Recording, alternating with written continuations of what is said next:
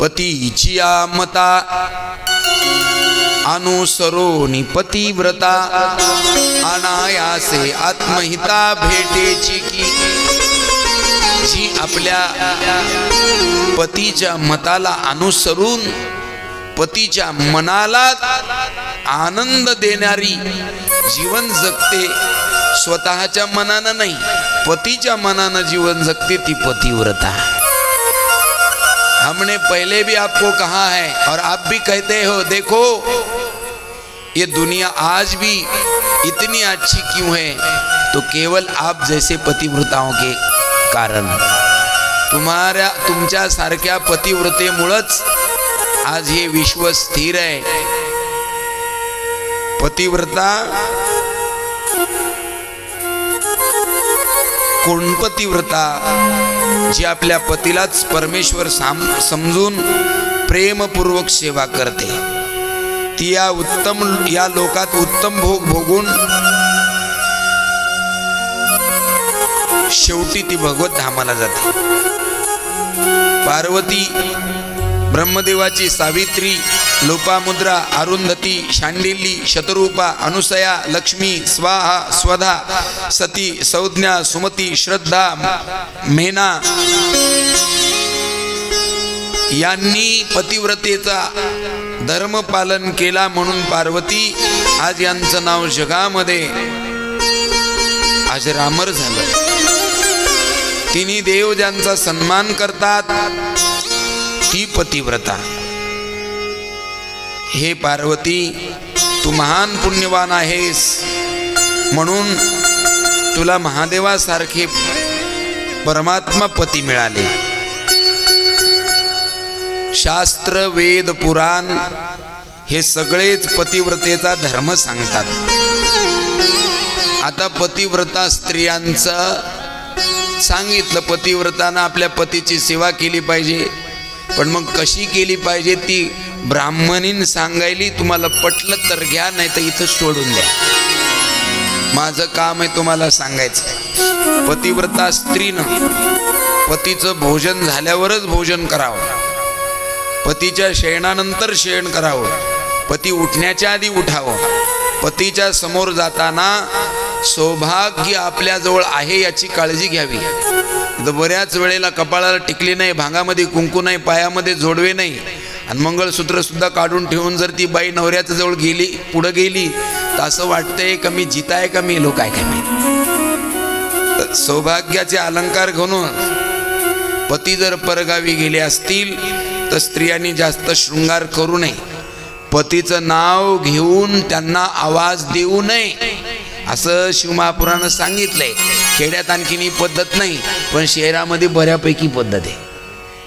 शहरामध्ये हो, आता काय सांगू तुम्हाला, सांगू नको आता, जाऊ द्या, हे म्हणतील आमच्यावरच सांगितलं। पुण्यामध्ये कीर्तन होतं, मी फोन लावला त्यांना, माझ्याकडे काही गाडी नव्हती, मी आलो जी, म्हटलं पुण्यामध्ये मला पाठवा ना कोणाला तरी घ्यायला। तर तिकडून ती बाई म्हणे, हाजी महाराज तुम्हाला घ्यायला आज आलाय।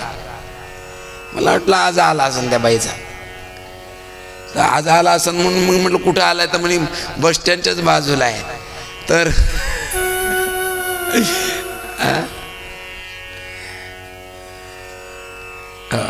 जाऊ द्या साधा, आज आलाय म्हणे। ती पाहिलं तर मला वाटलं म्हातारा आला असन बिचारा टू व्हीलर वगैरे घेऊन, तर तरणबाण पोरगा होता। म्हटलं तुमचं नाव काय? ते म्हणले आमचं नाव अजयराव। अच्छा, तुम्हाला घरी काय प्रेमानं काय म्हणतात? मला सगळेच आजू म्हणतात, आजोबा म्हणतात, आजोबा म्हणतात, ठीक आहे।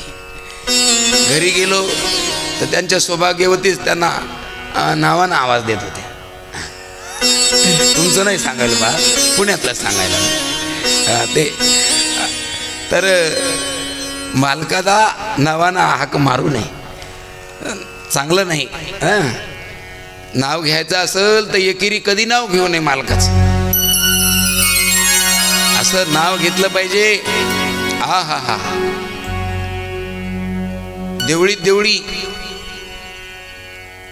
देवळीत होती घासणी, घरी टॉयलेट असून ते गेले बाहेर कडतं डुकरान दिली ढुसणी. म्हणजे स्वच्छतागृहाचा वापर करा हे सांगितलं मी तुम्हाला याच्यात. हा, गाव सुंदर ठेवा, बाहेर जाऊ नका. साधू संत गावाच्या बाहेर फिरायला जातात, एकदा मोठ्या प्रेमानं बोला ओम नमः शिवाय. स्त्रियांनी पतीचं नाव घ्यायचं असेल तर उखाण्यात घेतलं पाहिजे, एकेरी नावात बोलू नाही. मालक बोलले तर त्यांना उलट बोलू नये, कधी मालकाची निंदा होईल असं कधी बोलू नये.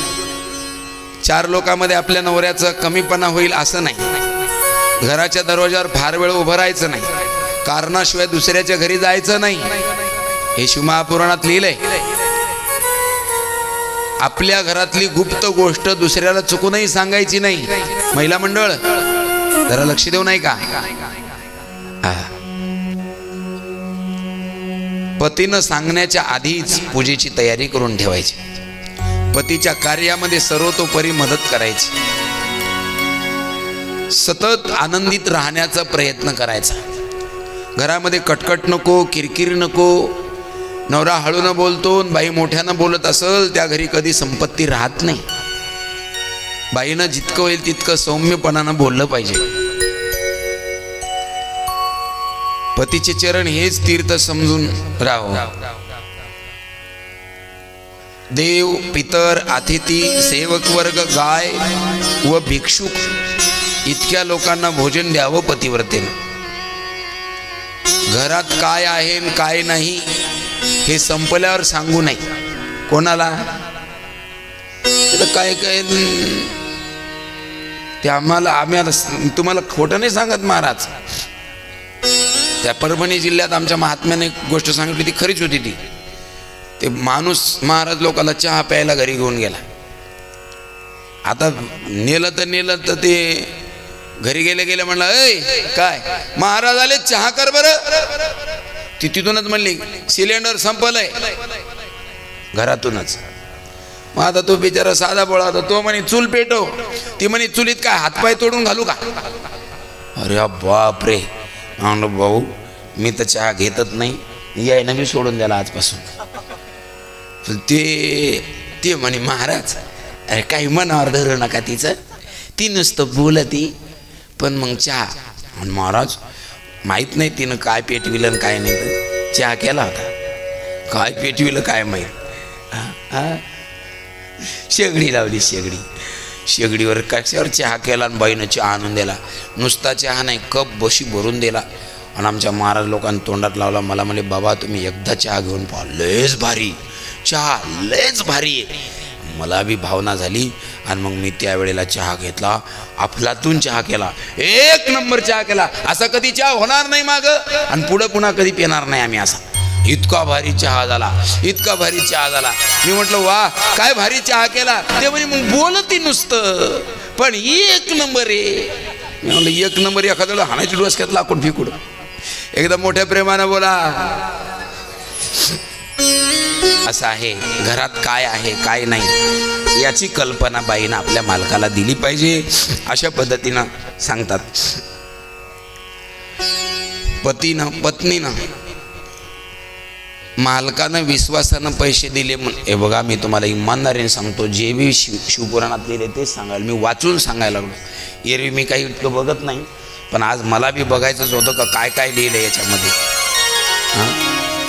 आज या टायमाला खरं तर जाऊ द्या, या टायमाला म्हणजे सगळ्या स्त्रियांनी सावध ऐकण्याची गरज आहे. या टायमाला खरं तर सगळ्यांनी काय म्हणतायत, स्त्रियांनी आपल्या पतीनं आपल्याकडे पैसे विश्वासानं दिलेले आहेत, कारण नसताना खर्चू नये. महाराज तुमच्या इकडच्या माऊल्या लय समाधानी आहेत, खरंच समाधानी. आमच्या इकडं ना दारावर काही बी विकायला आणू द्या, माती जरी विकायला आली तरी बाया घेणार म्हणजे घेणार. एके दिवशी मी म्हणलं अरे तुला काय वाटायला लागलं, मी 2-2 तास नरड फुटूस तर कथा सांगतो आणि तू आपलं काही बी विकत घेती. ती म्हण तसं नाही महाराज, आपण नाही विकत घेतलं तर बिचाऱ्याचं पोट कसं भरण. मला वाटलं मायापेक्षा बी परमार्थी, पण कारण नसताना कशाला.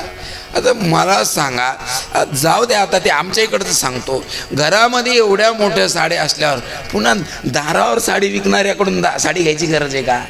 हां, अहो काल परवा दिवशी आमच्याकडे एक बाई मेली, अटॅकनं नाही मेली, सक्रातीला कोणती साडी घाला म्हणून कपाट उघडायची, भडबडबड साड्या पडल्या तिच्या अंगावर, तर साड्याच्या वजनात दबून मेली ती. एवढ्या साड्या असताना पुन्हा मग काय, म्हणजे विनाकारण कोणती गोष्ट असल्यानंतर खर्च करू नका. हो, गृह कार्यात जागरूक असलं पाहिजे. तू फोन लाव घरी, ऐकू दे, तू बी लावतो या घरी, तुला लावायची गरजच नाही. चांगलं झालं, पुढच्या वर्षी सगळ्यांच्याच बायका घेऊन यायच्या, म्हणजे त्याला, आणि पुन्हा शिवपुराणच ठेवायला सांगायचं बाबाला, आणि एवढाच अध्यास सांगायचा आपल्या बायकाला, पुन्हा काढून द्यायचं घरी. एकदम मोठ्या प्रेमानं बोला. खूप आहे हो महाराज. स्त्रियांना पवित्रेचा पण सुद्धा वर उपदेश केलाय. 4 दिवस मासिक धर्म प्रत्येक स्त्रीनं पाळला पाहिजे. सौभाग्याचं प्रतीक असणारी स्त्रीनं, बघा मावल्या हो, तुम्हाला पटलं तर घ्या, मी तुम्हाला आधीच बोललो, सकाळी उठल्याच्या नंतर खाली हळद लावायची आणि वरती कुंकू लावायचं. हळदी कुंकू अवश्य रोज लावलं पाहिजे. सिंदूर आपल्या भांगामध्ये भरलाच पाहिजे. मांगल्याचे सगळे अलंकार त्या स्त्रीनं घातले पाहिजेत. ज्या स्त्रिया आपल्या पतीचा 4 चौघात अपमान करतात, अशा स्त्रियाबरोबर तुमच्यासारख्या पवित्र स्त्रीनं बसायचं नाही. ज्या स्त्रीला आपल्या पतीची किंमत कळत नाही, तिच्याशी कधी मैत्री करायची नाही. शिवमहापुराणात सांगितलेले बाबा, जी स्त्री आपल्या पतीचा द्वेष करते, काय शिवमहापुराणामध्ये एवढं सुंदर सुंदर वर्णन केले महाराज, फारच सुंदर वर्णन केले. जी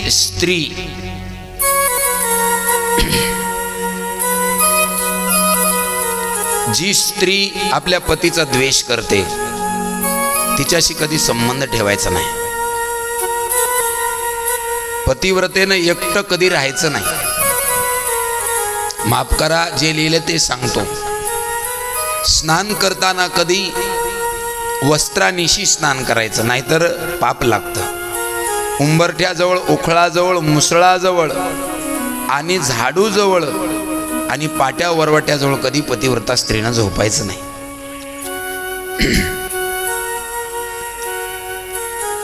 विनाकारण आपला मोठेपणा पतिव्रता स्त्रीनं कधी सांगायचा नाही.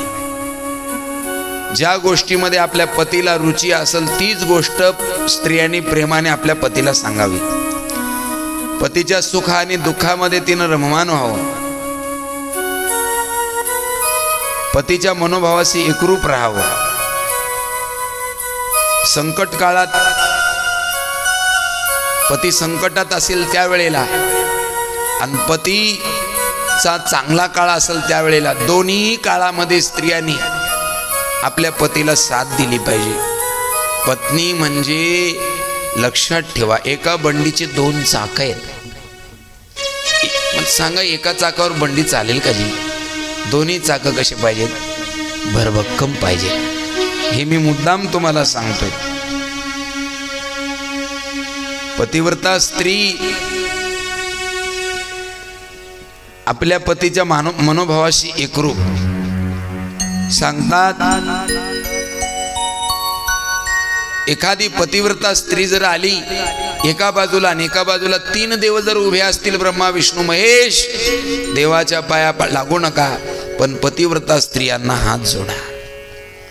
महाराज, केवढी ताकद आहे तुम्हा बसलेल्या सगळ्या मावल्यांमध्ये. खूप भाग्य आहे. मी प्रत्येक ठिकाणी तुम्ही बघा, मी कथेला सुरुवात करताना तुम्हा सर्वांना हात जोडतो. मला असं वाटतंय, याच्यामध्ये एखादी लहानशी मुक्ताई असेल, एखादी जनाबाई असेल, माझी मीराबाई असेल, एखादी याच्यामध्ये सीतामैया असेल. खरंच तुमच्याकडं पाहताना आम्हाला असं वाटतं, सामान्य त्याग नाही तुमचा सुद्धा, सामान्य त्याग नाही. काय काय नाही सोडलं देवा. जन्मदाते माय सोडली, बाप सोडला, आडनाव सोडलं, गाव सोडलं, तालुका सोडला, जिल्हा सोडला. सगळं सोडून आपण ज्याच्याशी राहतोय, काही सोपी गोष्ट नाही. तुमच्या त्यागाला आमचा सलाम प्रणाम आहे. बस पतिव्रता स्त्री आपल्या पतीच्या आसनापेक्षा उंच आसनावर बसू नये. पतीशी बोलताना अर्धावट गुढात्मक अडखळत बोलू नये. त्याला क्लेश होईल असं बोलू नये. वडीलधारे माणसं मोठे जवळ आहेत तर मोठ्या आवाजात बोलू नये. पती बाहेरून आल्याच्या नंतर त्याला पाय धुवायला पाणी दिलं पाहिजे. जे मागेल ती वस्तू दिली पाहिजे. भोजन आणून द्यावं. जेवायला बसल्याच्या नंतर नवरा स्त्रियांनी लाईट गेली असेल तर एखाद्या कपड्यांना का होईना पण त्याला गरमू नये म्हणून हवा घातली पाहिजे. हे सगळं शिव महापुराणात लिहिलंय. तुम्हाला जमतं तितकं करा. हो, एखाद्या वेळेला जाऊ द्या. जी स्त्री पतीला सोडून दुसऱ्या बरोबर एकांतात राहते तिला पुढचा जन्म घोबड्याचा मिळतो. लक्ष देऊ नाही का? जी स्त्री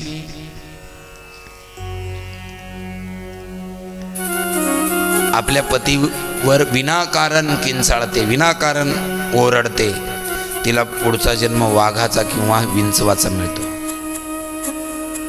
जी स्त्री आपल्या पतीला न सांगता चोरून मिष्टान्न खाते, माफ करा, तिला डुकराचा जन्म मिळतो. जी स्त्री आपल्या पतीला आगाकागा करते, अरे तुरे बोलते, तू मी म्हणते, ती पुढच्या जन्मात मुकी होते. जी आपल्या सवतीशी ईर्ष्या करते ती दुर्दैवी होते. जी पतीची दृष्टी चुकून परपुरुषाकडे हेतुपूर्वक पाहते ती स्त्री पुढच्या जन्मात अत्यंत विद्रूप होते. जीव नसल तर देह क्षणार्धात माता पिता खरोखर अपवित्र होतो. पतिव्रता स्त्रीचा पती व तिचे माता पिता खरोखरच धन्य आहेत. पतिव्रतेच्या पुण्य प्रभावानं पतीच्या 3 पिढ्या आणि माता पित्याच्या 3 पिढ्या स्वर्गात जातात. मी तुम्हाला मागेही बोललो होतो, चांगला मुलगा जन्माला आला तर एका कुळाचा उद्धार करतो, पण चांगली कन्या जर पवित्र जन्माला आली तर 2 कुळाचा उद्धार करते. तर ती कुळे उभयता दोन्ही, 2 कुळाचा उद्धार होतो, आईकडच्या आणि पतीकडच्या. आईकडच्या 3 पिढ्याचा उद्धार आणि पतीकडच्या 3 पिढ्याचा उद्धार होतो. बस मावल्या, काय करायचं आपल्याला? आपला जन्म कशा करताय? तुम्ही एकच विचार करा. समजा तुमच्या हातानं चुकून चूक झाली आणि ती जर लक्षात आली तर कोण आपल्याला चांगलं म्हणेल? नाही म्हणत. त्यापेक्षा 4 लोकांमध्ये आपल्याला मान खाली घालून जगावं लागल, त्यापेक्षा कोणाच्याही पुढे गेलो तर त्यांना आपल्याला पाहिल्याबरोबर मान खाली टाकली पाहिजे. इतकं ओजस्वी, तेजस्वी आणि पवित्र जीवन जगलं पाहिजे आपण. बस पतिव्रतेचा धर्म सांगायचं तात्पर्य, पती आणि पत्नीचा संबंध अतूट आहे. पतिव्रता स्त्री तिचा पती देव, पती हाच तिचा देव आहे. पार्वती, मी तुला पतिव्रतेचा धर्म सांगितला, आता पतिव्रतेचा प्रकार आहे. जिचं मन नेहमी आपल्या पतीकडेच असतं, जी स्वप्नातही परपुरुषाचा विचार करत नाही, ती उत्तम पतिव्रता आहे. जी दुसऱ्याकडे पिता, बंधू, पुत्र म्हणून पाहते ती मध्यम पतिव्रता आहे. जी स्त्री आपला धर्म जाणते आणि मनातूनही कधी वाईट विचार करत नाही ती उत्कृष्ट पतिव्रता आहे. जिच्या मनात दुसऱ्या पुरुषाची इच्छा आहे पण पतीच्या व कुळाच्या भीतीनं जी स्त्री वाईट वागत नाही ती अति निकृष्ट पतिव्रता. इच्छा आहे पण वाईट वागत नाही. पंडितांनी पूर्वी सांगितले, 4ही पतिव्रता लोकांचं पाप हरण करणाऱ्या, इह पर लोकातलं सुख देणाऱ्या आहेत. पार्वती अत्रि ऋषीच्या पत्नीने पतिव्रत्याच्या प्रभावानंच वराह शापानं मेलेल्या ब्राह्मणाला जिवंत केलं होतं. हे जाणून आपल्या पतीची सेवा कर. पती सेवेनं सर्व मनोरथ पूर्ण होतात, स्त्रियाचे कल्याण होते. भरपूर वेळ तुम्हाला पतिव्रतेचा महिमा सांगितला. जितका जमतंय तितका आचरण करा. काही नाही जमलं, चार लोकात मोठ्या मोठ्यानं बोलू नका. नाही तर मी काल परवा दिवशी बोललो, 1 लाख रुपये कमवणाऱ्या माणसाला बाई म्हणती, माय आमचा ह्या बुवाला तर काहीच समजत नाही, अक्कलच नाही म्हणते. असं काही म्हणू नका. बस पतिव्रतेचा धर्म पार्वतीला सांगितला. त्यानंतर ती ब्राह्मणी निघून गेली. सासू ससुर से गुरु सेवा करे वो, सास ससुर गुरु सेवा करे,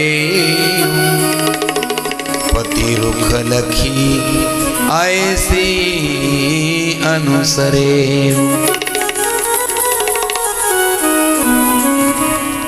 पार्वतीला गोड असा पत्नी धर्माचा उपदेश केला.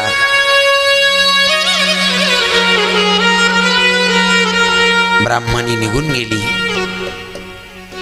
इकडं आता भोले बाबाची वरात वापस जाण्याकरता तयार झाली.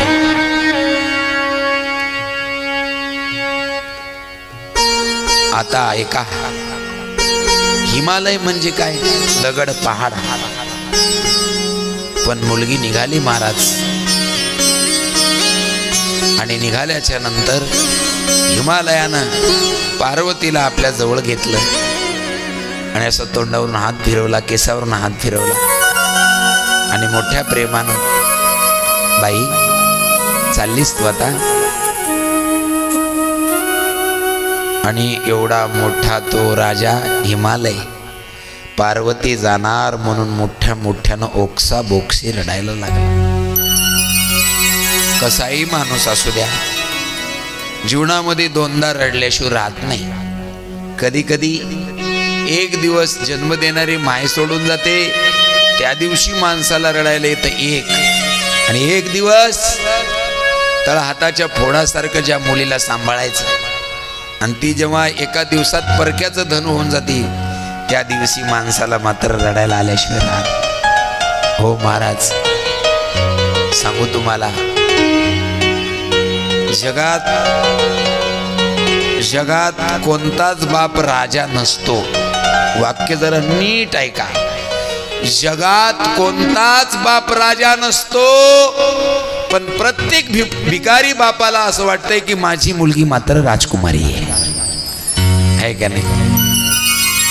कशी बी असू द्या, मुलीवर बापाचं प्रेम असतं जीवनामध्ये महाराज, नाही का?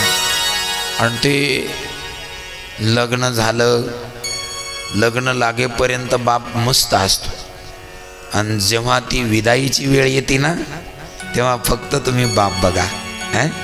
एवढा मोठा पहाडासारखा माणूस असतो, पण पोरगी सासरी चालली की त्याच्या डोळ्याला पाणी येतं. आणि ते गाण्यावाले बी इतके विचित्र आहेत, सासरी जायच्या टायमाला असं गाणं वाजवतात की चांगल्या माणसाला बी रडायला येत नाही का? सासरलाही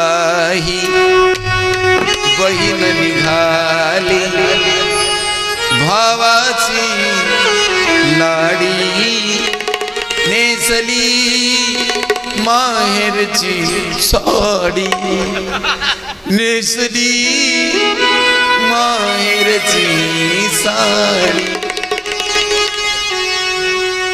पाठवणीची घटिका आगळी, गंगा यमुना अश्रू ढाळी. आठवण ठेव तू या माहेराची, साजनी जन्मोजन्मीची जोडी, साजनी जन्मोजन्मीची जोडी. निघाले महाराज. ज्या वेळेला ती मुलगी जाते, तुम्ही बघा, तिच्याकडे एकच असते, ती याला म्हणाल त्याला म्हणन, एकच म्हणन, माझ्या बाबाकडे लक्ष द्या. माझ्या जगामध्ये सगळ्या नात्यात एक विचित्र नातं आहे, ते म्हणजे बाप आणि लेकीचं. काही दुर्दैवानं बाप मुलीजवळ नसेल बी तरी सुद्धा मुलीला बापाची आठवण आल्याशिवाय राहत नाही. हिमालयासारखा पहाड, भगवती पार्वती माता सासरी निघाली, ढसढस रडायला लागला. महाराज जनक, त्यांना देह मिथ्या वाटत होता. जनक राजाचा पाय जळत होता अग्नीमध्ये, तरी जनकाला त्याची चिंता नाही वाटली. पण तो जनक राजा मात्र ज्या वेळेला सीता माता निघालेली श्रीरामचंद्राबरोबर, तर राजा विदेही जनक देहावर आला आणि सीतेला पाहून मोठ्या मोठ्यानं रडायला लागला. सिय विलोकी धीरता भागी, सिय विलोकी धीरता भागी, रहे कहावत परमार्थ विरागी. ज्ञानाची मर्यादा तुटून गेली. गोष्ट खरी आहे दादा. बसलेल्या मावल्यांनो, आधी मला बी वाटत होतं एवढा मोठा खर्च करायचा, एवढं मोठं मंगल कार्य आहे, लग्नासारखं मंगल प्रसंग नाही, एवढ्या चांगल्या कार्यात लोक का रडत असतील, हे काय वेडे आहेत का, मला असं वाटायचं. आधी वाटायचं, आता नाही वाटत. आता का वाटत नसन, आता माझ्या बी पोटी मुली आहेत ना, आहे की नाही. आता तर देवानं बरं झालं मुलगी दिली म्हणून दुसऱ्याच्या मुलीचं दुःख समजायला लागलं, आहे की नाही. आता कोणाचीही मुलगी सासरी निघू द्या, माझ्या डोळ्यात अश्रू येतात. खरंच आहे महाराज, जगामध्ये अनेक नात्यामध्ये एक नातं जर कोणतं असेल ते मुलीचं आणि बापाचं नातं आहे. जनकासारखा राजा सीते करता रडला, पार्वती करता हिमालय रडायला लागलेले आहेत. कनवा सारखा मुनी शकुंतलेसाठी रडला. बस हिमालयानं स्वतःला सावरलं, रत्नजडीत पालखी आणली, उत्तम ती पालखी सजवली, पार्वती मातेला त्या पालखीत बसवलं, अनेक बहुमूल्य वस्तू भेट दिल्या आणि ती पार्वती मातेची पालखी वाजत गाजत भगवान शिवाचं जे वऱ्हाड जानोसा होता तिथपर्यंत आली. शंभूनाथ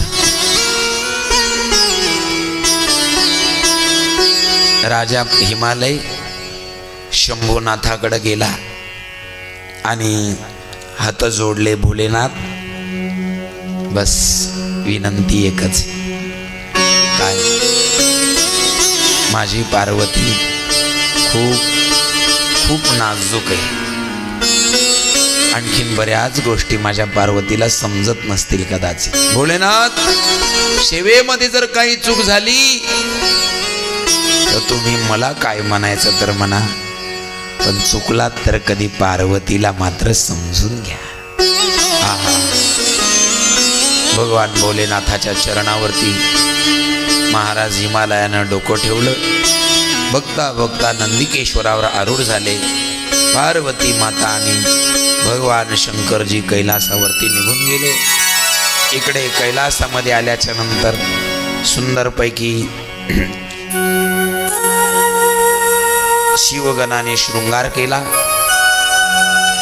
महादेव कैलासामध्ये आले, विराजमान झाले. देवतांच्या इच्छा आता ताज्या झाल्या. लवकर महादेवाला पुत्र व्हावा आणि त्या पुत्राच्या हाताने तारकासूर मरावा. लग्नाचा उद्देशच काय होता महाराज? कोणाचं काय आणि कोणाचं काय? आमच्या इकडं लग्नात कोण काय, कन्या वरयते रूपम. लग्नात मुलीला असं वाटते माझा नवरा जो असतो आहे समजा असेल तो कसा असला पाहिजे, लाखात एक उठून दिसला पाहिजे. मुलीला रूप आवडतं. कन्या वरयते रूपम. मुलीच्या आईला वाटते माझा जावई कसा का असणं पण पैशावाला पाहिजे. माता वित्तम पिता श्रुतम. बापाला असं वाटते माझा जावई दिसायला कसा असू द्या, पैसा कमी असला तरी चालतो, पण निर्वेशनी असावा आणि कुलवान असावा. बांधवा माता वित्तम पिता श्रुतम. मुलगी म्हणते रूप चांगलं पाहिजे, आई म्हणते पैशावाला जावाई पाहिजे, बाप म्हणतो हुशार जावाई पाहिजे, भाऊकी म्हणते कुलवान पाहिजे, खानदानी पाहिजे. आणि बाकीच्या लोकांना विचारा तुम्हाला काय पाहिजे, ते म्हणले काय पाहिजे का नाही पाहिजे, पण लग्नामध्ये मात्र श्रीखंड पाहिजे, मिष्टान्ने इतरे जना. बाकीच्याला काही घेणं देणं नसते. खाने को क्या चाहिए बोलो, श्रीखंडम. श्रीखंड खाल्ला ना, श्रीखंड खाल्ला ना, आम्रखंड होता. ठीक आहे, या महाराजाला लई श्रीखंड आवडतं ना बाळा तुला श्रीखंड. ठीक आहे, उद्या पण देईन तुला. गोड वाजवतो तबला, त्याला श्रीखंड खाऊ घातला की तबला खूप गोड वाजतो. असतं रे बाळा, तुझं नाव सांगून मला मिळेल ना. एकदम मोठ्या प्रमाणात बोला ओम नमः शिवाय. ओ मावल्या म्हणा ना तिथल्या बसलेल्या, ओम नमः शिवाय. वा वा. इकडे भगवान भोलेनाथ आलेत कैलासामध्ये. वंदे वंदन तुष्ट मानसमति प्रेम प्रियम प्रमेदम पूर्णम पूर्णकरम प्रपूर्ण निखिलैश्वर्यैकवासं शिवम सत्यम सत्यमयम त्रिसत्य विभुवम सत्यप्रियम सत्यदम विष्णु ब्रह्मणुतम स्वकीय कृपापयोताकृतिम शंकरम. आता दिवसा मागून दिवस चाललेत. भगवान महादेव भगवती पार्वती सह कैलासामध्ये निवास करताय. इकडं तारकासुराचा उत्पात खूप झालाय. तारकासुर काही केल्यानं आटपतच नाही, काही केल्यानं कसाच आटपत नाही. काय करावा, देवतांना चिंता झाली आणि सगळे देवता कैलासावरती गेले. ऐका ना, खरं म्हणजे महादेव सध्या एकांतामध्ये भगवतीसह विहार करू लागले. इकडं तर देवतांना असं वाटू लागलं लवकर शिवाला पुत्र व्हावा. देवतांची तळमळ, भोलेनाथ भगवतीसह विहार करतात. लवकर पुत्र व्हावा या विनंतीसाठी सगळे देवता कैलासामध्ये गेले. दारावर उभा राहून भोलेनाथाला आवाज देऊ लागले.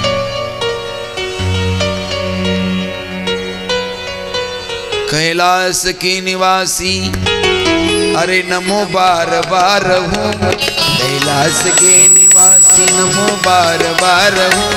आयो शरण तिहारे प्रभु तार तार तू, आयो शरण तिहारे प्रभु तार तार तू. बोला बोला. कैलास के निवासी नमो बार बार हूँ, कैलास के निवासी नमो बार बार हूँ. आयो शरण तिहारी प्रभु तार तार हूँ, आयो शरण तिहारी प्रभु तार तार हूँ. हरि बोल. टाळी वाजवा सर्वांनी, प्रसन्नते नाही का.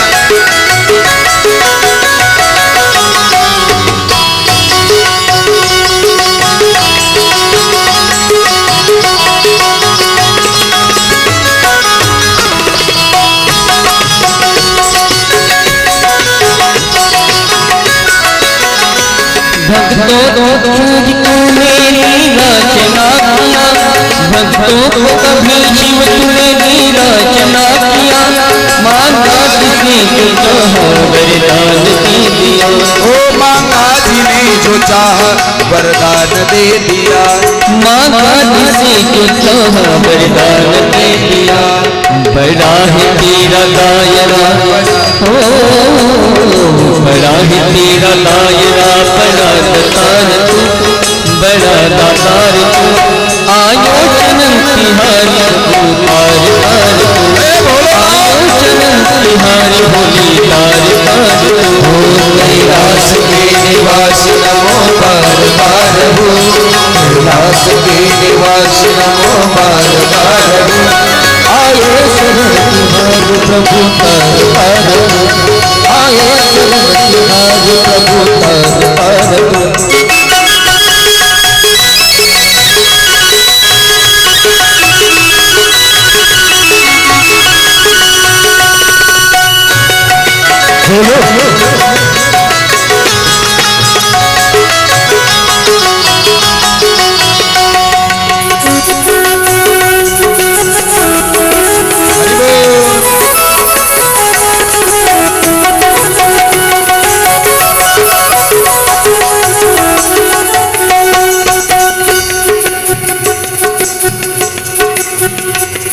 बखान क्या करूं मैं तेरी लाखों की ढेर का, बखान क्या करूं मैं तेरी लाखों के ढेर का, बखान क्या करूं तेरी लाखों की ढेर का, बखान क्या करूं तेरी लाखों के ढेर का, चपटी बबूत में खजाना कुबेर का, चपटी बबूत में खजाना कुबेर का, ये गंगाधार मुक्ति द्वार हो, गंगाधार मुक्ति द्वार ओंकार तू, ये गंगाधार मुक्ति द्वार ओंकार तू, आयो चरण तिहार होली दार हे हो, आयो चरण तिहार होली दार, उल्लास के निवास नमो पर हूँ, उल्लास के निवास नमो पर हूँ, आयो शरण तिहार प्रभु पर तू,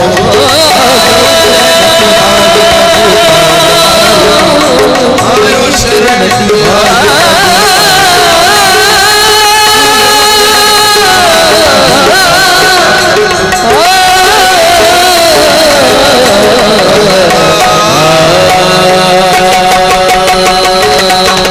कैलाश के निवासी नमो बार बार हो, कैलाश के निवासी नमो बार बार हो, आयो चरण तिहारी होली दार हो, आयो चरण तिहारी होली दार हो, आयो चरण तिहारी होली दार हो।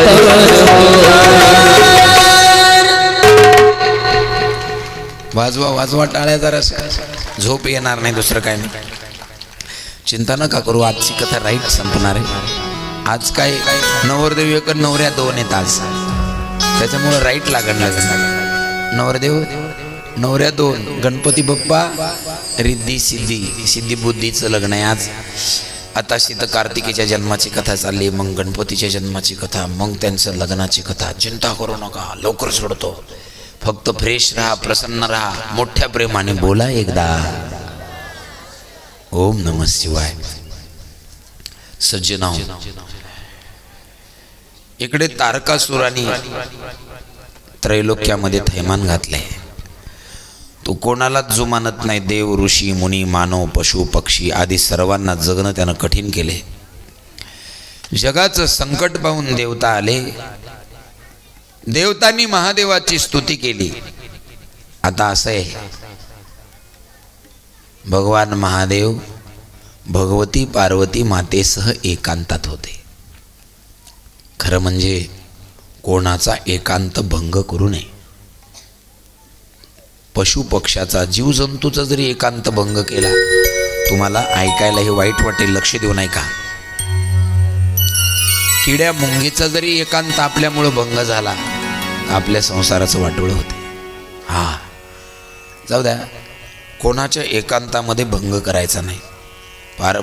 सगळे देवता म्हणायला लागलेत, आपण महादेवाच्या एकांतात जर भंग केला तर, पण करा काय, पर्याय नाही. तारकासुराता नेमकं सगळे देवता गेले. त्राहिमाम भोलेनाथ, त्राहिमाम त्राहिमाम भोलेनाथ. नेमकंच लक्ष देऊ नाही का. वेळ अशी होती की जे शिवतेज आहे, शिवतेज ते भगवती पार्वती मातेच्या उदरामध्ये स्थापन व्हायचं होतं. पण अचानक हे सगळे देवता कैलासामध्ये धावत गेल्यामुळं देवादिदेव महादेव भक्ता करता, आपल्या स्थितीचा विचार न करता धावणारा देव आहे.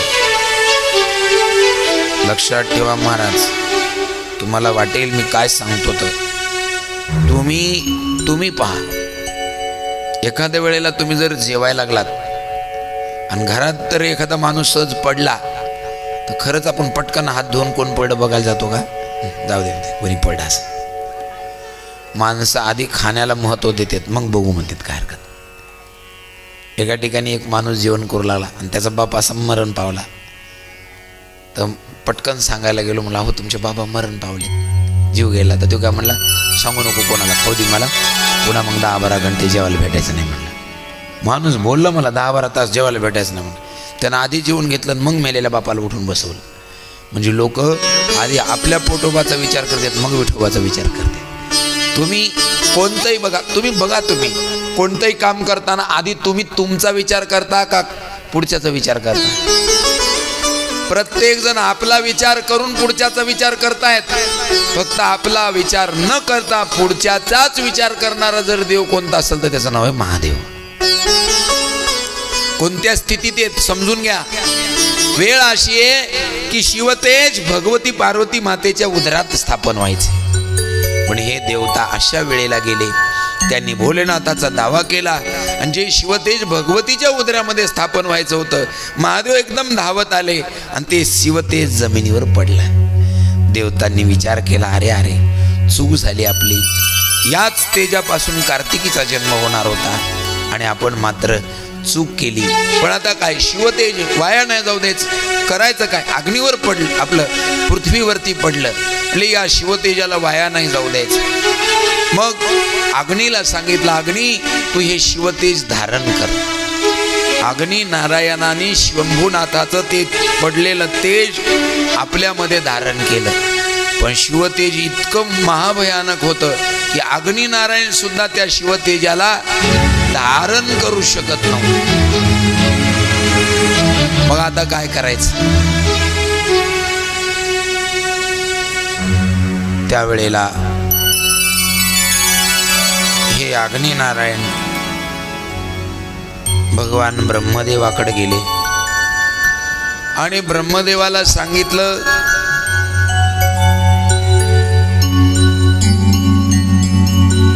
मला शिवतेजाचा त्रास होतोय. ब्रह्मदेव म्हणे, मला बी याचं औषध माहीत नाही, तू एक काम कर, भगवान शंभूनाथाकडे जा. अग्निनारायण भगवान शंकराकडे गेले, प्रभू मला काहीतरी उपाय सांगा, मी तुमचं शिवतेज माझ्यामध्ये धारण केल्यामुळं मला यातना होत आहेत. भगवान महादेवानं सांगितलं, अग्नी तू माझं शिवतेज धारण करून खरंच फार म्हणजे तू योग्य केलं नाहीस. आता तुला उपाय सांगतो, ऐक. कुठल्या तरी महान पतिव्रता असणाऱ्या स्त्रिया तू त्यांच्या उदरामध्ये हे शिवतेज सोडून दे. अरे पण सोडणार कसं? त्यावेळेला भगवान महादेवानं सांगितलं, बघ सध्या महिना पौष महिना चालू आहे. कोणता महिना चालू आहे? पौष महिना चालू आहे. आणि या महिन्यामध्ये मकर संक्रांतीच्या महापर्वावरती ऋषी मुनी साधू संत त्रिवेणी संगमावरती स्नानाला येत आहेत. अग्निनारायणा तू तिथं निवास कर, ज्या कोणी ऋषी पत्न्या येतील तू त्यांच्या उदरामध्ये हे शिवतेज प्रविष्ट कर. झालं तसंच. सप्त ऋषीच्या पत्न्या पहाटेच्या वेळेला त्रिवेणी संगमाचं स्नान करायला आल्या. त्याच्यामध्ये वशिष्ठाची पत्नी अरुंधती ती मात्र स्नानाला चालली. 6 जणी म्हणल्या, बाई ग बाई खूप थंडी आहे, आम्ही काही आंघोळ करणार नाही, आम्ही थोडीशी शेकोटी करतो. त्यांनी अग्नी प्रज्वलित केला आणि तिथं शेकत बसल्या. तेवढ्यात अग्नी नारायणानं आपल्यातलं तेज या 6 ऋषी पत्नींच्या उदरामध्ये सोडलं. परिणाम त्या गरोदर असल्यासारख्या झाल्या. ऋषीने सांगितलं, अरे आम्ही साधनारत आहेत आणि तुम्ही गरोदर कशा? त्यांनी सांगितलं, आम्हाला खरंच माहित नाही. ऋषी म्हटले, तुम्ही पाप केलं. त्यांनी सांगितलं, आम्ही जर पाप केलं असेल तर तुम्ही आमच्याकडे क्रोधी नजरेनं पहा. जर आम्ही खरंच पाप केलं असेल तर तुमच्या क्रोधापुढे आम्ही जळून जाऊ. ऋषीला राग आला. आपल्या स्त्रियांच्याकडे क्रोधा नजरेनं पाहू लागल्या. काहीच होत नव्हतं, पाप तर केलं नाही, आम्ही बी आता अशा अवस्थेत, मग तुम्ही गरोदर कशा? काहीतरी देवांचं कपट आहे. जा, हे काय असेल तर वमन करून टाका, उलटी करून टाका. या 6 कृतिका, 6 ऋषीपत्न्यांना काय म्हणतात? कृतिका म्हणतात. काय म्हणतात? ऐकताय ना जरा व्यवस्थित? ह्या 6 कृतिका गेल्या गंगेच्या किनाऱ्यावरती अशा सरकंड्या असतात, गवत. त्या सरकंड्याच्या गवतावरती त्यांनी वमन केलं. ते आपल्या उदरातलं जे अग्नीनं दिलेलं तेज होतं, शिवतेज, त्याने त्या सरकंड्याच्या कांड्यावर ठेवलं. भगवती गंगा मैया त्या बाळाला आपल्या जवळ घेतलं. तसंही गंगा कोण आहे माहित आहे तुम्हाला? गंगा भोलेनाथाच्या डोक्यावर विराजमान आहे, पण साधू संतांनं गंगेला सुद्धा भोलेनाथाची पत्नी मानली. महात्मे म्हणतात की ह्या दोघी रोज भांडतात. कोण कोण? पार्वती आणि गंगा. गंगा गौरी दोघी भांडती, शंभूशी धाडिले वनारे. दोघी पत्नी आहेत.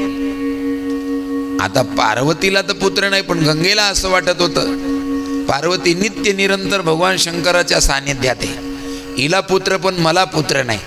भगवान शंकराने या लीलेतून जो पुत्र पार्वतीच्या उदरी प्रसन्न होणार होता, प्रगट होणार होता, तोच पुत्र आज शिवतेजाचा गंगेमध्ये त्या कृतिकाने ते तेज सोडल्यामुळं माता गंगेनं त्याला धारण केलं आणि माता गंगेनंच त्या पुत्राला पाण्यातच काय केलं, शरीर प्रदान केलं, जन्माला आलं ते बाळ. बरंच दूर ते बाळ असं सरकंड्यावर वाहत वाहत गेलं, एका किनाऱ्याला लागलं. तेवढ्यात त्या ठिकाणी विश्वामित्र मुनी आले. विश्वामित्र मुनीनं पाहिलं दिव्य तेज पुंज ते बालक आहे. विश्वामित्राला वाटलं कोणाचं बालक असेल माहिती नाही. त्यावेळेला ते बाळ विश्वामित्राला सांगू लागलं की तुम्ही मला, हे विश्वामित्र, तुम्ही काय करा. ते स्तुती केली विश्वामित्राची त्या बाळानं.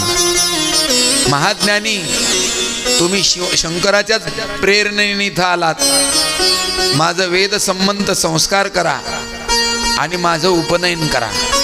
अरे म्हणले तू कोणाचा कोण काय?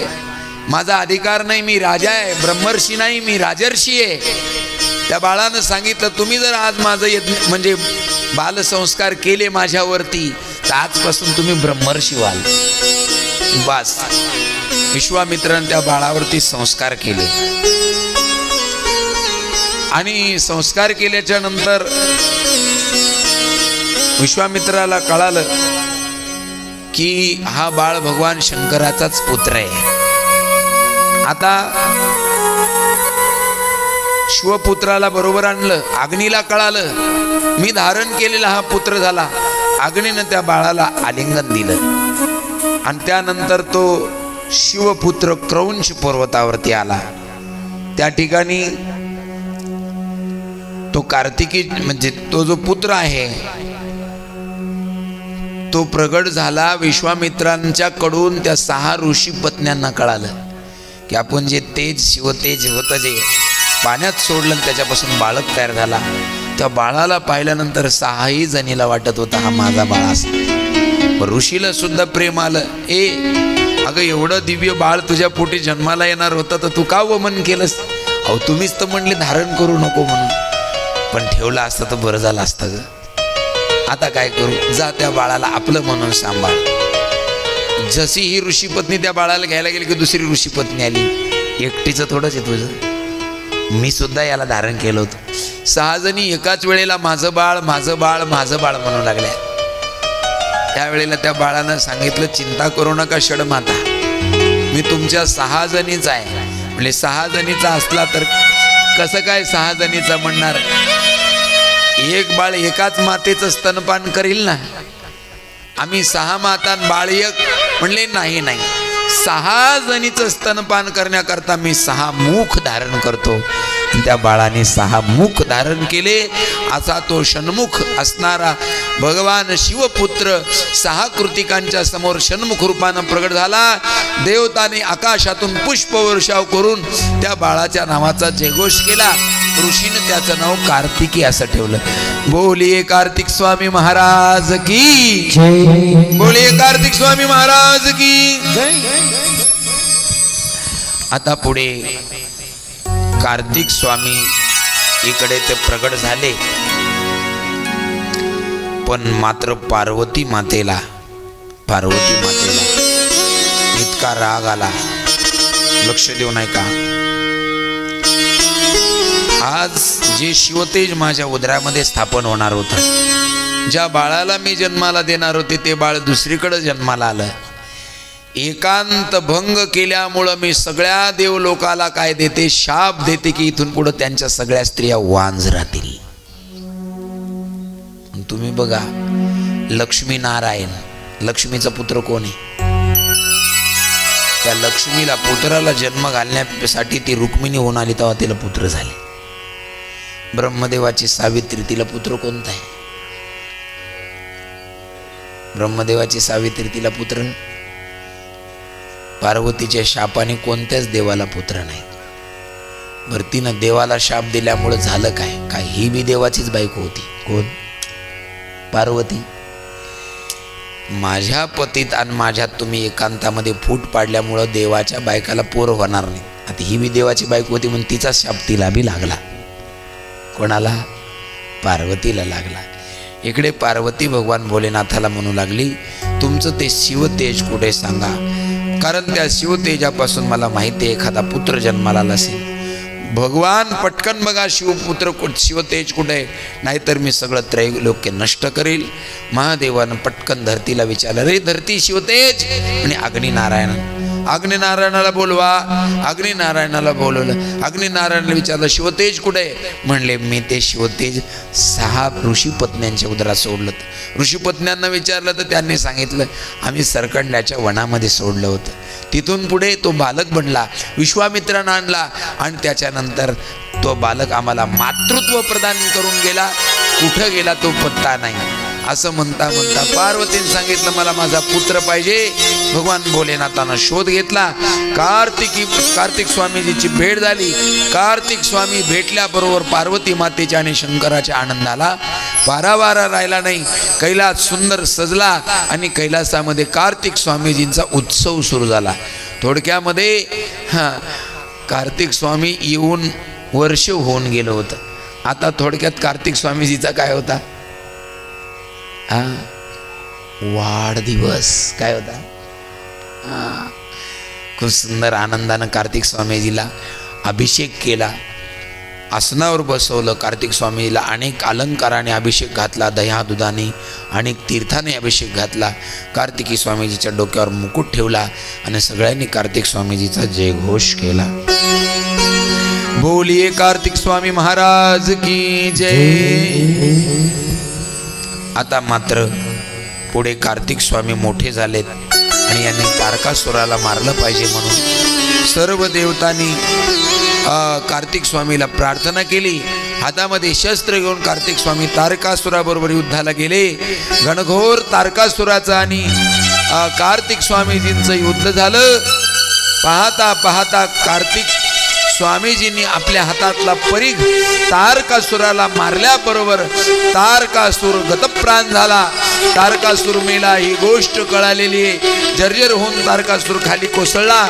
सगळ्या देवतांनी कार्तिक स्वामीजीचा विजय उत्सव साजरा केला आणि पुन्हा एकदा कैलासाधिपती भगवान महादेवाचा गजर केलेला आहे. नमः पार्वती पते हर हर. कार्तिक स्वामी महाराज की. कार्तिक स्वामीच्या विजयाची वार्ता ऐकून शिव पार्वतीला आनंद झाला.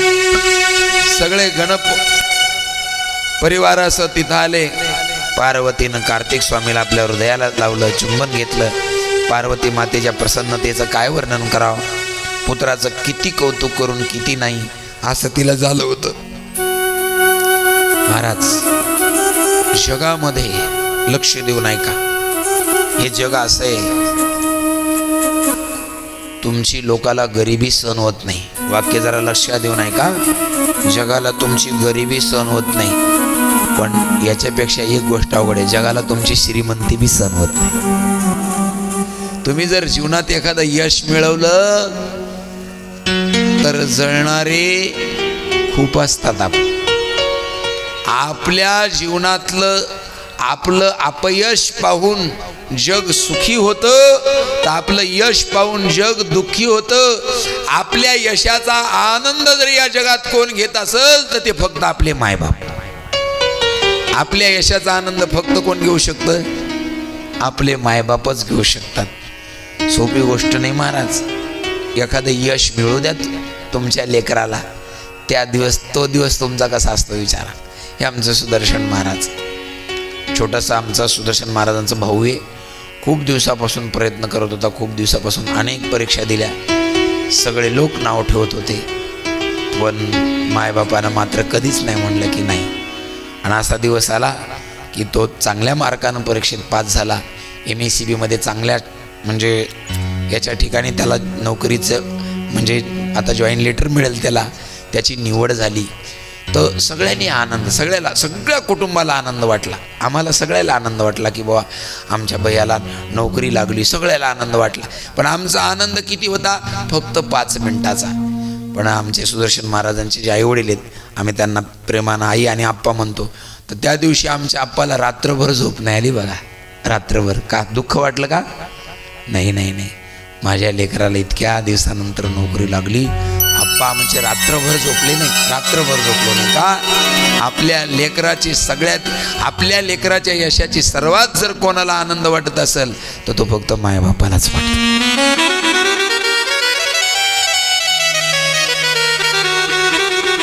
लोक आहेत महाराज, 17 वर्ष मी एसटीनं फिरलो. किती? 17 वर्ष मी घरून निघालो, बस स्टॉपवर मी उभा राहायचो बसची वाट पाहत. गावात कितीतरी लोकांकडे 2 व्हीलर असायची, तालुक्याच्या गावाला जायची. मी बस स्टॉपवर दिसलो तर महाराजाला तालुक्याच्या गावापर्यंत न्यावं लागल म्हणून ते लोक दुसऱ्या रस्त्याने निघून जायचे, पण मला तालुक्याच्या गावाला नेत नव्हते. 17 वर्ष गाडी बस एसटीनं फिरलो आणि 17 वर्षानंतर एक 4 व्हीलर घेतली. हां, तर कितीतरी लोकांना मी पेढा दिला, त्यांना असा पेढा हातात घेतला आणि लांब जाऊन पेढा टाकून दिला. का? जसं काय त्या पेढ्यात मी विष टाकलं होतं. का?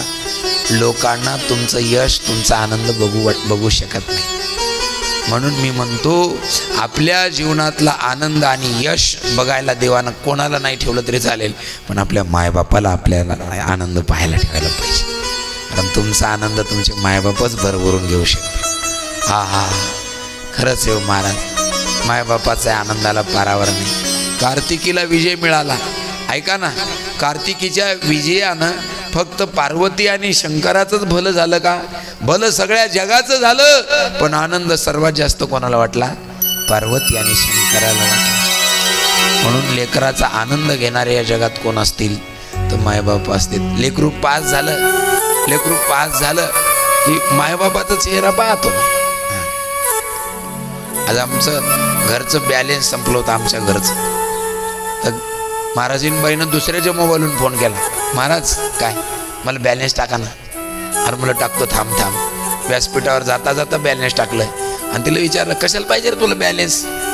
तिने सांगितलं, आज आपला बापू नाही का, तो असा गोळा फेकीमध्ये गेला होता म्हणे, तर त्याचा 3रा नंबर आलाय, तर त्याचे फोटो आलेत, गुरुजीनं पाठवलेत म्हणे, तर ते बॅलेन्स नसल्यामुळं ते फोटो ओपन होत नाहीत. जेव्हा ते फोटो ओपन झाले तेव्हा तिला समाधान वाटलं. पुन्हा मला विचारते, तुम्हाला आले का फोटो, का पाठवून देऊ? आपलं लेकरू 3ऱ्या नंबरला आलं तरी मायबापाला आनंद वाटतो, पण नंबर आला हे महत्त्वाची गोष्ट. त्या जगामध्ये लेकराच्या आनंदामध्ये आनंदी होणारे फक्त मायबाप असतात. आणि म्हणून मला असं वाटतंय, चिडचिड करू नका, हे लेकरं बोलतायत, शांत करा थोडंच. तुम्हीच बोलतात, बोलू नका. लेकराच्या आनंदानं आनंदी होणारे मायबाप पुढे भगवान परमात्म्याने आणि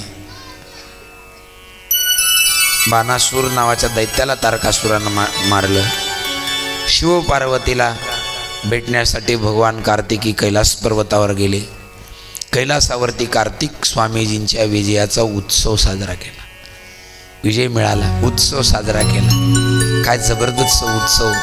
कार्तिकी स्वामीजींच्या उत्सवामध्ये सगळं शिवगण एकत्र आलं आणि शिवगण एकत्र येऊन आनंदानं, उत्साहानं, गोड असं नृत्य करून भजन म्हणू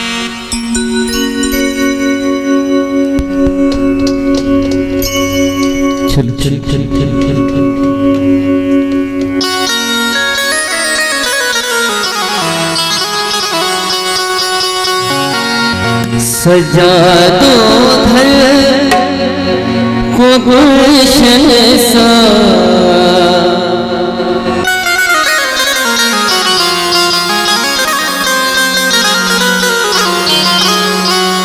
सजा दो घर को गुलशन सा मेरे भोलेनाथ आए। सजा दो घर को गुलशन सा मेरे भोलेनाथ आए। सजा दो घर को गुलशन सा मेरे भोलेनाथ आए। सजा दो घर को गुलशन सा मेरे स्वामी आए। मेरे भोलेनाथ आए, मेरे शरण आए। ओ मेरे भोलेनाथ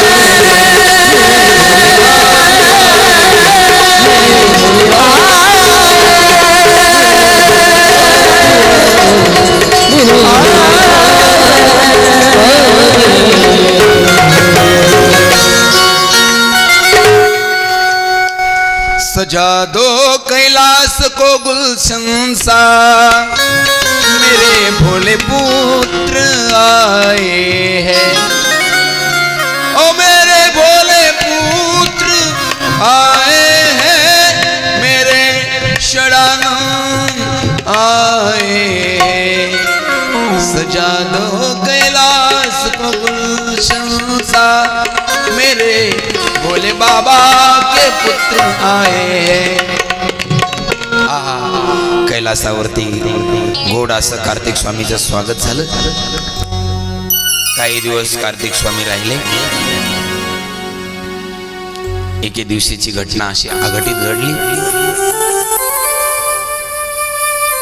एकदा भगवती पार्वती माता स्नानाला बसली। स्नानाला बसले असताना अचानक भोलेनाथ आले।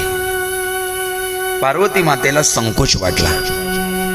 तिनं तिच्या दासींना विचारलं, जया, विजया, अगं आंघोळ करताना तरी असू दे, घरचे माणसं असले म्हणून काय झालं, पण आंघोळ करताना तरी तुम्ही त्यांना थांबायला पाहिजे होतं की जाऊ नका, पार्वती आंघोळ करते म्हणून।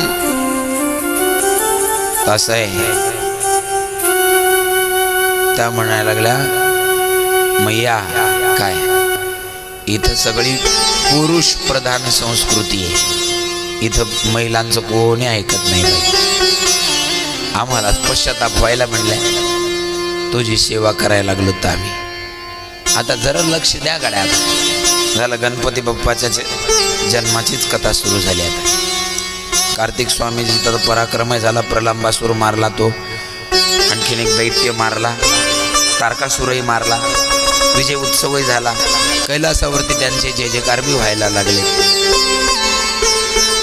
पण अचानक पार्वती मातेच्या स्नानामध्ये किंवा एकांतामध्ये भगवान भोलेनाथ आले। पार्वती आई साहेबाला बरं नाही वाटलं। कधी कधी काय होतं, घरात जर समजा दोघा पती पत्नीचं असं थोडीशी एखादी गोष्ट जर समजा ती दुसऱ्याच्या निदर्शनास आली तर ते लोक त्या जागेला असं जोडण्याचं काम करीत नाहीत। झोपले का तुम्ही? एकदा मोठ्या प्रेमानं बोला, ओम नमः शिवाय।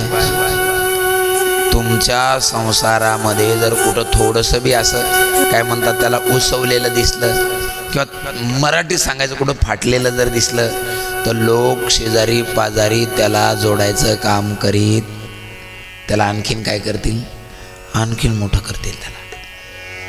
आता महादेव आले पार्वतीच्या म्हणजे स्नानात, ती काय लोक होती काय? काही पत्नी स्नान करते म्हणून पतीनं जर आलं तर पत्नीला एवढं वाईट वाटायचं काम नव्हतं। पण ह्या जया विजयानं थोडंसं जास्तच, पार्वती इथं कोणी ऐकत नाही, आम्ही सांगत होतो, इकडं बघ, इथं आपल्या फेवरमध्ये कोणीच नाही। हे सगळे गण शिवाचेच, पार्वती नंदी शंकराचे, भृंगी शंकराचे, अनंत गण सगळे शंकराचे।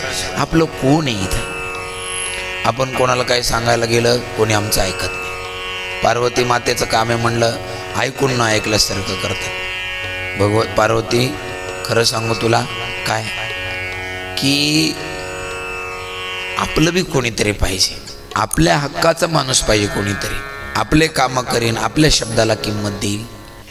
पार्वती मातेच्या लक्षात आलं आणि तेवढ्यामध्ये तिनं काय केलं, थांब, मी सुद्धा एक पुत्र तयार करते, निर्माण करते, गण निर्माण करते, जो माझा गण असेल, जो माझ्यासाठी राहील, माझ्याकरता एखाद्या वेळेला प्राण देण्याची वेळ आली तरी तो देईल, पण इथल्या कोण्याच शिवगणाचा आणि भगवान शंकराचं सुद्धा वेळेला ऐकणार नाही। झालं, ह्या दोघींनी लावून दिलं। पार्वती मातेला थोडीशी ईर्ष्या वाटली। भगवती मातेनं आपल्याच अंगावरच्या मळाचा काय केला, मळाचा गणपती पार्वतीनं केला। भगवती पार्वती मातेनं आपल्या अंगावरच्या मळापासून एक दिव्य शुभ लक्षणाने संपन्न असा एक पुत्र निर्माण केला। संपूर्ण अंग सुंदर आहे, दोष रहिते, शोभायमान, महाबलवान। पार्वतीनं त्याला वस्त्रालंकार दिले, आशीर्वाद दिला आणि सांगितलं, बाळ, मी तुला मुद्दाम प्रगट केले, तू माझाच पुत्र आहेस, मी तुला नाव देते गणेश। बोले गणेश भगवान की। तेव्हा गणेशानं विचारलं, आई मी तुझी काय सेवा करू सांग. पार्वतीनं सांगितलं, बाळा आता तू माझ्या दारावर द्वारपाळ बनून राह आणि माझ्या आज्ञाशिवाय कोणाला बी हात सोडू नको. कोणी जर जबरदस्ती करत असेल तर त्याला चांगला धडा शिकव. असा एक मुदगल मोगर, इकडं काय म्हणतात माहित नाही, असं मोगर मुदगल नाही का, असं गदेसारखा असतो, गदा नसते गदेसारखा असतो तो मुदगल. मोगर दिला कोण ते पैलवानाकडे नसतो का, तो असा असा फिरवायचा असतो मुदगल, तो मुदगल दिला. आणि त्यावेळेला सुंदर रूप पाहून पार्वतीनं गणपतीला आपल्या हृदयाला धरलं. वात्सल्यानं पार्वती मातानं सांगितलं, आता बस. भगवती पार्वती माता स्नानाचा वेळ नव्हती तरी स्नानाला गेली. थोड्याच वेळानं शिवजीची आगाध लीला. दरवाजातून भगवान शंकरजी आले. गणपती बाप्पांना अडवलं, खबरदार आगे जाना मना है. आता काय महादेवाला कळत नाही लेकरू कोणाचं आहे म्हणून, ते काही सामान्य आहेत.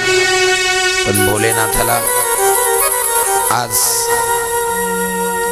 पार्वतीनं जो पुत्र प्रगट केलाय त्याला गणाधीश करायचं होतं, सगळ्या देवाचा ईश करायचं होतं. सगळ्या देवामध्ये प्रथम पूजेचा मान याला मिळाला पाहिजे, पार्वती पुत्राला.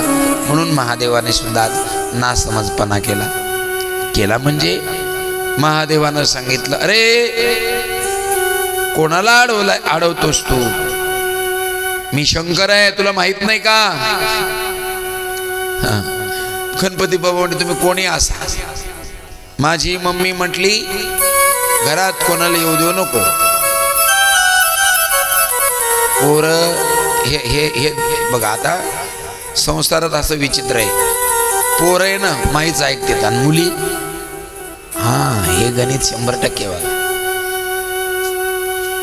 एखाद्या मुलीला आहे ना तुम्ही खूप सुंदर सजवा, तिला कपडे घालून द्या, तिला मस्त गन पावडर करून द्या, तिला चांगली तिची वेणी घालून द्या, तिच्या वेणीला गजरा बांधून द्या, तिला मस्तपैकी काजळ वगैरे घालून द्या, असा काला वगैरे करा आणि तिला असं चारा. आणि तिला काय म्हणा, पिल्लू.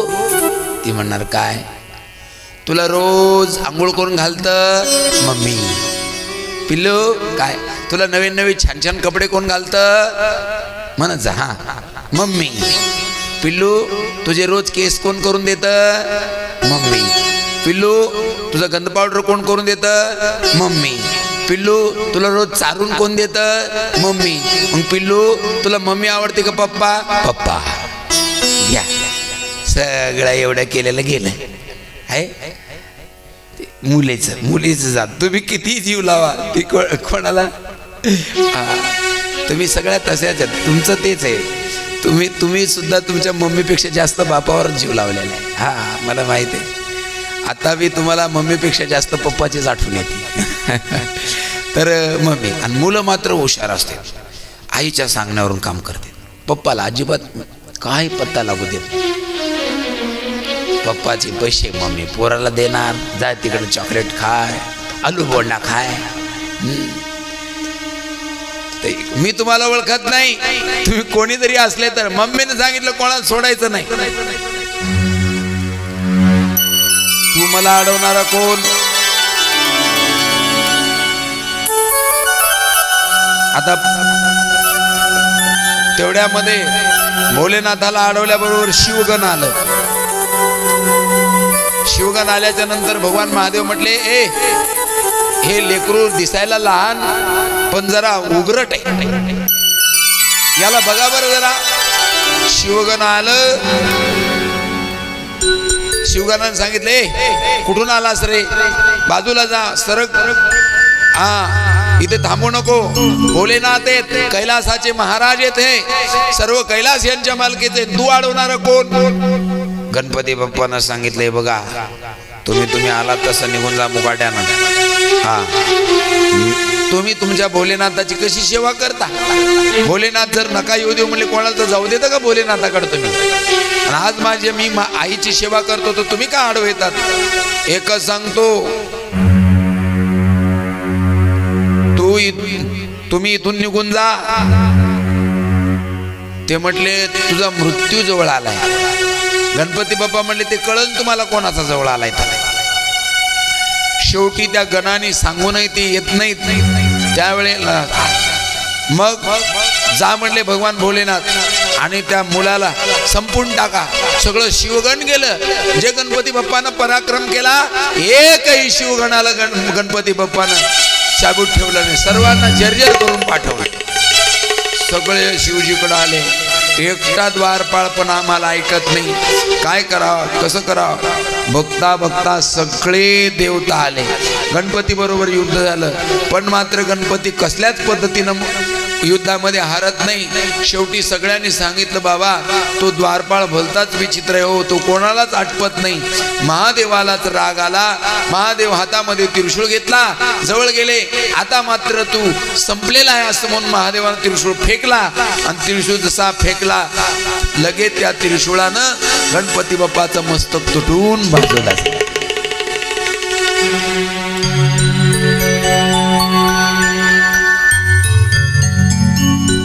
पार्वती मातेला कळाला.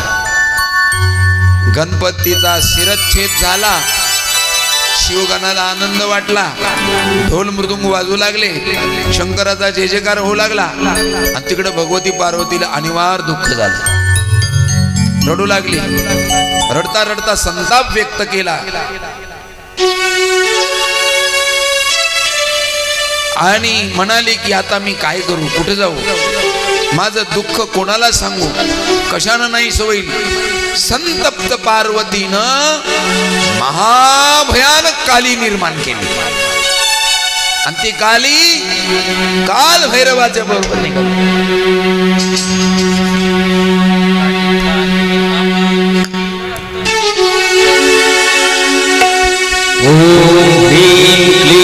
चामुंडाय विचे नमः. ओम ह्रीं क्लीं चामुंडाय विचे नमः.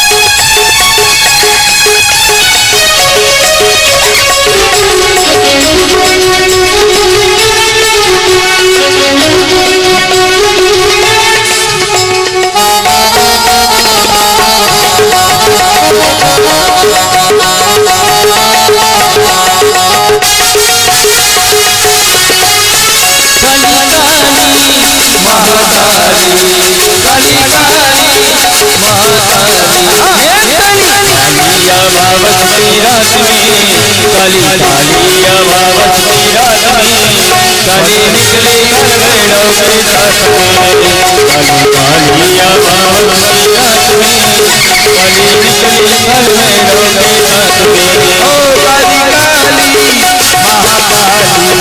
काली काली करेला महाकाली काली कालिया बाबत की रात में काली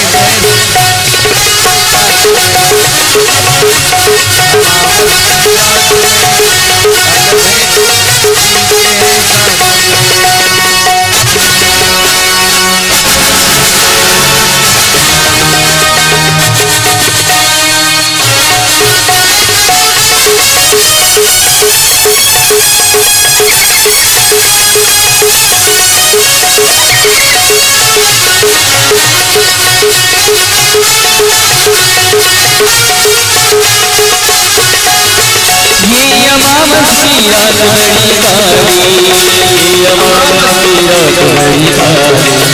घूमने निकली माता महाकाली काली काली काली काली. घूमने निकली माता महाकाली. एक दानों का मुंडली हाथ में, एक दानों का मुंडली हाथ में. काली काली अमावस की रात में, काली काली अमावस की रात में काली निकली है भैरव के साथ में.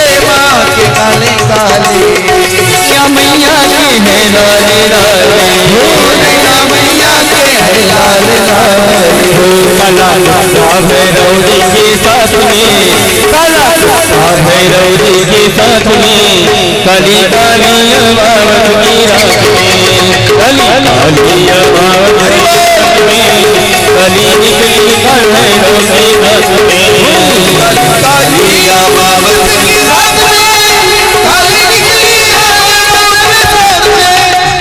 काली अमावस की रात में काली निकली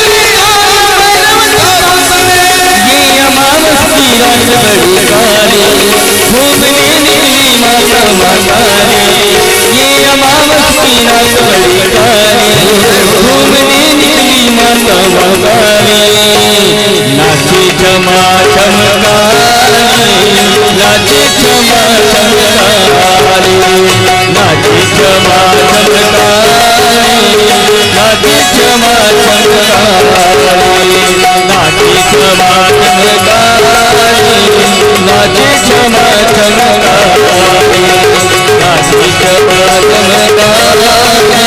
नाचे जमा चमकारे बजाव एक बार ताली सर्वांनी, नाही तर काळी इकडे येईन बघा. काली काली महाकाली काली काली अमावस की रात में काली निकली है भैरव के साथ में. भगवती पार्वतीनं अनेक शक्ती प्रगट केल्या आणि त्या शक्ती देवतांचा नाश करू लागल्या, शिवगणाला मारू लागल्या. बघता बघता या भगवतीचं ते भयानक स्वरूप पाहिलं.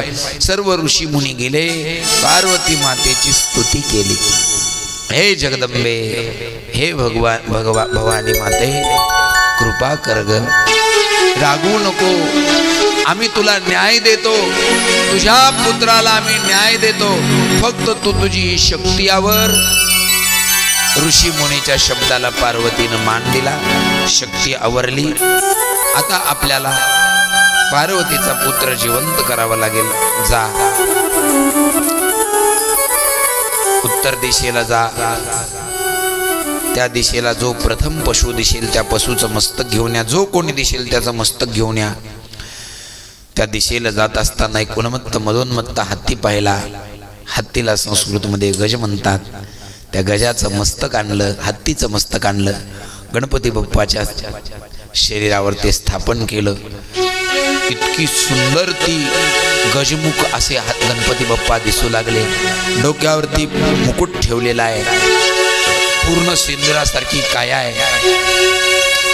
गणपती बाप्पाला सर्व देवतांनी आणि आशीर्वाद दिला. गजमुख, प्रसन्न वदन, रक्तवर्ण अंग, कांती असलेल्या त्या तेजस्वी आणि मनोहर अशा पार्वती पुत्राला पाहून सर्व देवांना, ऋषीला फार आनंद झाला. गणपतीचं ते दिव्य रूप पाहून सर्व देवतांचं दुःख नाहीश्य झालं. पार्वतीचा पुत्र जिवंत झाला. कैलासावरती आनंदाला उधाण आला, मोठा उत्सव झाला. देवांनी गणपती बाप्पाला गणाध्यक्ष म्हणून अभिषेक केला. सर्व देवांनी गणपतीचा सन्मान केल्यामुळे पार्वती आनंद झाला. आपल्या पुत्राला हृदयाला धरलं आणि आभूषण दिले. सर्व सिद्धीने त्याची विधीपूर्वक पूजा केली. पार्वतीनं सर्व दुःख नाहीश्य करणाऱ्या हाताने त्याला स्पर्श केला. बाळाला जवळ घेतलं. बाळा, माझ्या आज्ञेचं पालन केल्यामुळे तुला एवढे कष्ट सहन करावं लागले. यापुढे तुला कोणतेही कष्ट सहन करावं लागणार नाहीत. तू धन्य आहेस. मी तुला आशीर्वाद देते की सर्व देवांच्या आधी प्रथम पूजेचा मान तुला मिळेल. तुझ्या मुखावर शेंद्री आभा म्हणून लोक तुझी सेंदुरानं पूजा करतील. जे कोणी सुंदर गंध, चंदन, लाल फूल, सुगंधी धूप, निरंजन, दीप, मनोहर नैवेद्य, तांबूल, द्रव्य दक्षिणा, प्रदक्षिणा आणि दुर्वा यांनी तुझी पूजा करतील.